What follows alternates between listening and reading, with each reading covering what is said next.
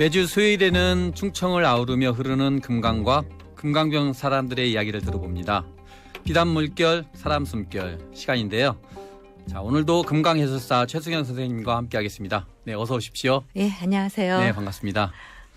네, 요즘 하늘이 정말 아주 예쁘죠. 네. 네, 여름을 몰아낸 비가 자주 내리다 보니까 먼 산의 조망도 아주 좋고요. 또 파란 하늘에 흰색 물감이 뿌려진 듯이 구름의 수채화가 아주 이쁩니다. 네, 맞아요. 운전을 하고 가다가 문득 하늘을 보면 운전을 멈추고 사진을 찍고 싶을 만큼 하늘이 정말 예뻐요. 네. 구름이 뭉게뭉게 뭉쳐있는 게 그래서 뭉게구름이구나. 왜 뭉게구름을 양떼에 비교하는지도 알 수 있을 것 같고요. 네. 특히 해가 질 때 노을이 요즘 정말 멋지죠. 네, 멋집니다. 아주. 또 9월, 10월은 야외 활동하기 정말 좋은 때인데요. 자연과 함께하는 시간을 저희들도 아마 많이 가져야 봐야 할 것 같은데 선생님은 주로 야외 활동이 많으시니까 참 좋으시겠습니다. 네. 네. 비교적 네. 일반인에 비해서는 또 자연에서 보내는 시간이 많긴 하죠. 네. 사전답사나 또 행사, 또 조사활동 이런 것들이 있는 날에는 또 자연에서 이런 자연의 변화를 살피는 것이 또 일상적인데요. 네. 특히 금강의 경우는 금강변에 사는 사람들을 만나서 그들의 이야기를 듣는 게 저는 참 재미있어요. 네. 그런데 지금은 강과 사람이 그렇게 관계 맺으며 사는 것 같지는 않아요. 네. 워낙에 교통이 발달하고 바쁘다 보니까요. 자동차를 타고 도로를 달리면서도 그곳이 강을 건너는 다리를 달리고 있음에도 불구하고 강이라는 생각을 하지 못하죠. 네. 또 과거에는 강에 인접해 사람들이 주로 모여 살았는데 얼마나 강과 관련한 문화가 많았겠어요. 네. 그렇겠죠. 쉽게는 물고기 잡는 놀이터가 되기도 했고 또 식량을 구하는 곳이기도 했고요. 먹고 씻고 빨래하는 모든 생활이 다 강가에서 이루어졌잖아요. 네. 그렇죠. 거의 금강변 사람들 문화 속에서 이 금강유역의 문화가 꼽혔다고 볼 수 있는데 말입니다. 네. 지금 그런 과거의 이야기를 알고 있고 또 경험한 분들이 사실 점차 고령화돼 가고 있어요. 네. 그래서 이들의 이야기를 듣고 체록하지 않으면 모두 잊혀질 수가 있죠. 저는 살아계실 때 그들의 이야기를 적극적으로 들으려고 하고 있습니다. 네. 아주 또 흥미로운 이야기들이 많이 있을 것 같은데 네. 많이 들으실 수 있었죠? 네. 네. 오늘은 그분들이 하는 이야기 가운데 습지 이야기를 해드리려고 해요. 네. 선생님은 습지 하면 뭐가 떠오르시나요? 습지 하면은 옛날에 저희들 말로 수렁 아니면 둔벙 이런 것들이 떠오르죠. 네, 맞아요. 네. 둔벙도 습지입니다. 네. 큰 의미에서 습지는 물이 들어왔거나 또는 나가거나 들어왔던 흔적이 있거나 또는 과거에도 물이 들어왔다가 지금은 들어오지 않았어도 모두를 다 습지라고 이야기를 하거든요. 네. 또 해안의 경우에는 물이 들어왔다 나갔다 밀물과 썰물이 작용을 하잖아요. 네. 물이 다 빠져나갔을 때 이 물의 높이가 6m를 넘지 않는 곳까지를 우리는 연안습지라고 또 이야기를 해요. 네. 그래서 이 갯벌도 습지고 또 강하구를 포함한 강도 습지고요. 저수지도 습지고요. 둔벙도 하천도 논도 모두 다 습지라고 할 수 있죠. 네. 습지의 범위가 아주 굉장히 넓은데요. 네. 네. 이 모든 생명체는 사실 물에서 태어나잖아요. 그렇죠. 사람도 엄마 뱃속에서 물에서 태어났어요. 네. 그래서 습지는 생명의 자궁이다라고 이야기를 합니다. 생명의 탄생과 또 그들의 서식 공간이기도 하고요. 언제든지 물이 들어올 수 있는 곳이기 때문에 마치 물을 담아내는 배우습지 같은 그런 기능을 담당하는 게 습지예요. 네. 경남 창녕의 우포늪을 혹시 아시나요? 네. 제가 알기에는 우리나라 최대의 습지로 알고 있는데요. 네, 맞아요. 네, 아주 넓고 아름다운 곳이죠. 그렇죠. 네. 낙동강이 흘러들어와서 형성된 자연 배우습지예요. 자연 배우습지군요. 예, 네. 이런 배우습지가 없다면 낙동강에 홍수가 들어서 강수위가 불어나게 되면 네. 쉽게 이 범람할 수 있겠죠. 그러나 이런 배우습지가 물끓은 역할을 해서 물을 담아내죠. 그래서 강은 제 길로 제 양만 흘러서 바다로 갈 수 있는 거예요. 네. 그리고 시간이 갈수록 이런 배우습지의 물도 천천히 빠져나가겠죠. 그리고 물이 빠져나간 자리는 물과 친한 식물들 그리고 또 다른 생명의 탄생과 서식 공간으로 바뀌게 되는 거죠. 네.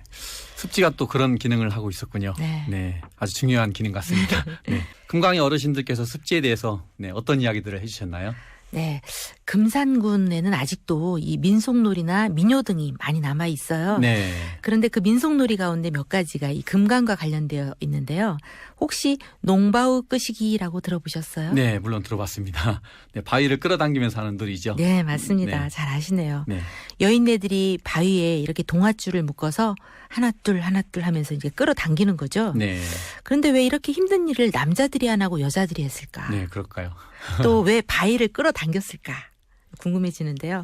높은 바위를 떨어뜨려서 바로 강물에, 그리고 그 높은 바위에 그 강물에다 그것을 빠치려고 했던 거죠. 네. 강물에 빠치면 커다란 물소리를 일겠죠. 풍덩하고요. 그렇죠. 그럼 누가 놀라겠어요? 물고기들이 놀라겠죠. 그렇죠. 네. 물고기로 대표되는 용왕님이 놀라시겠죠. 네. 비가 너무 안 오면 용왕님을 놀래켜서 비 좀 오게 해주세요라고 하는 기우제가 바로 농바우 끄시기인 거예요. 네, 기우제였군요. 그러니까. 네. 네, 그것이 금산이죠. 네. 네. 금산의 부리면, 신촌리, 금강 일원에 아직도 이 실제 농바우가 존재하고요. 네. 아직도 전해 내려오는 민속놀이가 여전히 성행하고 있습니다. 네. 그런데 또 강에도 용왕님이 산다고 봤던 것 같은데요. 네. 네. 이 옛날 어르신들은 용왕님이 바다에만 사시는 게 아니고 강에도 살고 있고요. 호수에도 살고 있고 네. 둔벙에도 살고 있고 심지어는 마을 안에 우물에도 살고 있다고 믿었어요. 네. 우물까지 용왕님이 산다고, 역시 물이 있는 곳은 다 용왕님이 산다고 네, 믿었던 네. 것 같은데요. 예, 실제 비가 오랫동안 안 오면 이 농경을 중심으로 했던 우리 조상님들은 당장 농사 잘 되게 해달라고 하늘에 빌 수밖에 없었는데요. 이것은 곧 산신령님께 비는 것하고 똑같아서 네. 용왕님, 바로 물을 관장하는 용왕님께 빌 수밖에 없었죠. 네. 지난번에 우리가 방울이 이야기할 때도 그 방울이에도 방울이 습지가 있었어요. 네. 말씀은 안 드렸지만 네. 금강이 흘러가는 돌밭을 사람들이 문전옥답으로 만들면서 물이 솟아나는 늪지는 여전히 논과 구별되게 둔벙을 형성하고 있는데요. 네. 이 금산 수통리의 대늪이라고 하는 곳도 논 옆에 바위 절벽 아래에 있는 둔벙인데요. 네. 역시 이것도 바위가 굴러 떨어지면서 늪 안에 용왕님께서 놀라가지고 비를 내려준다는 비슷한 의미가 마을에 전해지고 네. 있어요. 네. 재밌네요. 네. 예전에는 논 한가운데 둔벙도 많이 있었고요. 네. 또 동네 위에는 소류지라고 해서 산에서 내려오는 물을 담아가지고 소류지로 만들고 했는데, 네네. 아, 이제 논도 뭐 둔벙도 사라졌죠. 네네. 예. 뚝방을 더 높여서 이제 그렇죠. 소류지보다 더 큰 저수지들이 많아졌죠. 맞아요. 네. 사실 논이 이렇게 기계화되다 보니까 모두가 경지정리가 될 수밖에 없죠. 둔벙은 또 기계화된 영농한테는 귀찮고 피해가야 되는 그런 존재니까요. 네. 또 그런 둔벙에서는 모기가 많이 나온다고 해서 이 둔벙을 메꾸는 경향들이 많아요. 네. 아, 모기가 많이 나와서 둔벙들을 많이 메꿨군요. 네네. 네. 제 어린 사실 시절 그럴- 고향에도 둔벙이 큰 게 있었는데 예, 다 예. 메꿔졌더라고요. 예. 물론 모기가 나오는 건 사실인데요. 네. 사실 이 모기의 유충이 바로 장구벌레거든요. 네. 이 장구벌레를 먹기로 하는 천적은 바로 송사리예요. 아, 옛날에 송사리. 좀 둔벙을 아시면 송사리도 잡으실 당연히 거 알죠. 아니에요. 뭐 저희 어릴 때 예. 냇물에서도 그렇고 예. 둔벙 같은 데서도 송사리 많이 잡았죠. 그렇죠. 네. 그래서 모기를 없애려고 둔벙을 메꿀 것이 아니라 모기 유충을 먹는 송사리가 살 수 있는 곳, 네. 바로 수지를 깨끗하게 만드는 그 둔벙을 제 역할을 하게 한다면 네. 모기 유충은 저절로 사라질 것이고 네. 모기를 없애기 위해서 둔벙을 없애는 일은 안 해도 되는 글쎄, 거죠. 뭔가 잘못된 것 같긴 한데요. 네. 예, 사실 이 모든 생명체가 이런 하위 생태계가 모기를 없애자고 전멸을 시키게 되면 네. 그 상위 생태계 먹이 사슬에도 문제가 생기는 거예요. 네, 그렇겠죠. 왜냐하면 송사리도 같이 없어지게 되는 거니까요. 네. 그래서 종국에는 최상위 포식자라고 할 수 있는 우리 사람까지도 영향을 미칠 수 있게 되는 거죠. 네. 저같이 우리 생태를 공부하는 사람들한테는 모기를 해충으로 접근하지 않아요. 네. 사실 먹이 생태계 하위에 있는 그런 그 생태계 지위에 있어도 네. 나름대로 의미가 있다고 그렇죠. 보기 때문이죠. 네, 네.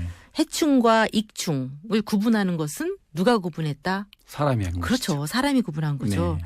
하지만 그들도 무엇이든 간에 존재 이유가 있기 때문에 이 지구상에 세상에 또 존재하는 거고 그렇죠. 이 세상에 존재한다는 것은 그들만의 역할이 있다라는 거예요. 네, 네. 우리 사람도 존재 의미가 있는 것처럼 말이죠. 네.